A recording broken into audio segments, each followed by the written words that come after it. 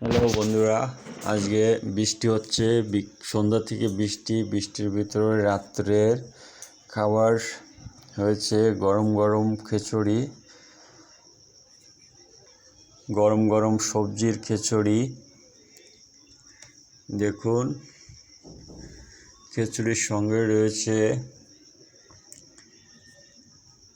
জলপাইয়ের আচার। দেখুন, জলপাইয়ের আচার, সঙ্গে আছে পাঁপড় ভাজি। আমাদের রাত্রের খাবার। এই ঠান্ডার ভিতরে খিচুড়ি কে কে পছন্দ করেন, লাইক কমেন্ট করে জানাবেন।